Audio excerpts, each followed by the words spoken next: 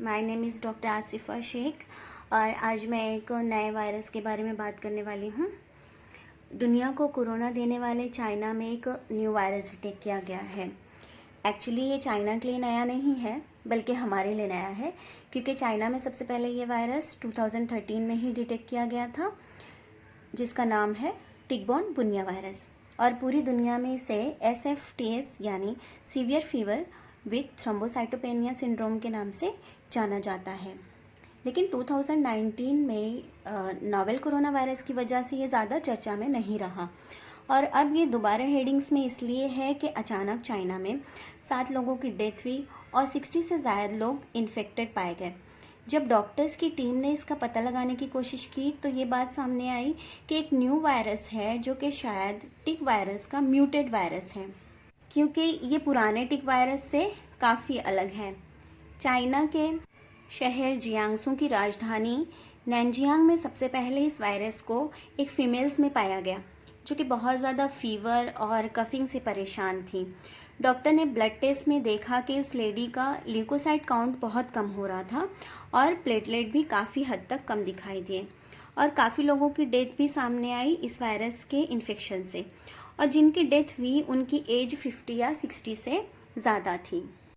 और ये फ़िक्र की वजह इसके लिए बना कि ये वायरस चाइना के बहुत ही पॉपुलेटेड एरिया में, शहर में डिटेक्ट हुआ है और डर इस बात का है कि यह काफ़ी फैल चुका होगा ह्यूमन टू ह्यूमन कॉन्टैक्ट से। देखते हैं कि टिक वायरस क्या है। ये वायरस ह्यूमंस में एक कीड़े के काटने की वजह से फैलता है। ये वायरस लीच या जोंक की तरह एक कीड़े में होते हैं जो कि एनिमल्स की बॉडी से ब्लड को सक करते हैं, और जब ये कीड़ा ह्यूमंस को बाइट करता है तो ये वायरस ह्यूमंस के ब्लड में ट्रांसमिट होकर ग्रो होने लगता है और उसकी वजह से ल्यूकोसाइट या वाइट ब्लड सेल्स, जो कि किसी भी इन्फेक्शन के अगेंस्ट में उन्हें किल करने के लिए ज़िम्मेदार होते हैं, वो कम होते चले जाते हैं और साथ साथ प्लेटलेट की तादाद भी कम होती जाती है और फिर इस वायरस से लड़ने की ताकत बॉडी में नहीं होती और फिर इसकी सिम्टम्स ज़ाहिर होने लगती है, जैसे कि बहुत ज़्यादा हाई फीवर, कफ, लंग इन्फेक्शन वगैरह। इसके लिए दुनिया इसे SFTS यानी सीवियर फीवर विथ थ्रोम्बोसाइटोपेनिया के नाम से जानती है।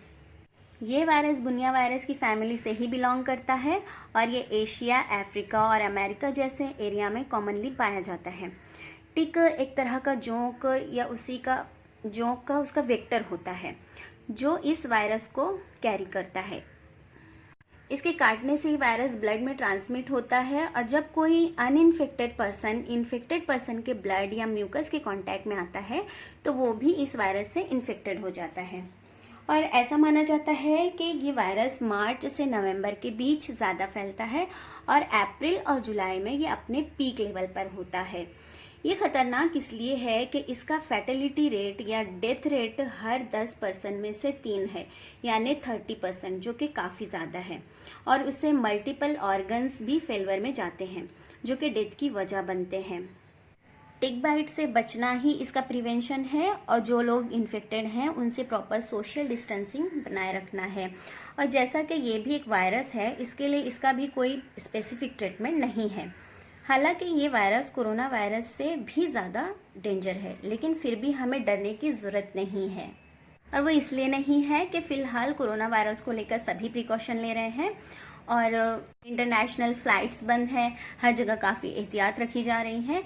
इसलिए अगर कोई इन्फेक्टेड पर्सन चाइना से इंडिया आता भी है तो एयरपोर्ट पर ही रोक दिया जाएगा। गाइज़, ये बात तो है कि चाइना को एक्सेप्ट करनी होगी कि चाइना बीमारियों का गढ़ है और वहाँ वायरस से रिलेटेड एक मेजर इश्यू है। हर दिन नया वायरस जन्म ले लेता है जो कि चाइना से ही होता है। जैसे कि 1956 में देख लो, एशियन फ्लू जो फैला था H2N2, इस वायरस ने 10 से 40 लोगों की जान ले ली थी। फिर सार्स सामने आया जो 2002 में, जिससे 8000 से भी लोग ज़ायद मारे गए। फिर H7N9 और फिर अब ये रिसेंटली नोवेल कोरोना वायरस, जिससे 7 लोग से भी ज़्यादा लोग मर चुके हैं और अब भी केसेस ख़त्म नहीं हो रहे हैं। और देखना यह है कि आखिर ये वायरस की जंग या वायरस से होने वाली जंग कब तक कंटिन्यू रहती है या कहाँ जाकर ख़त्म होती है।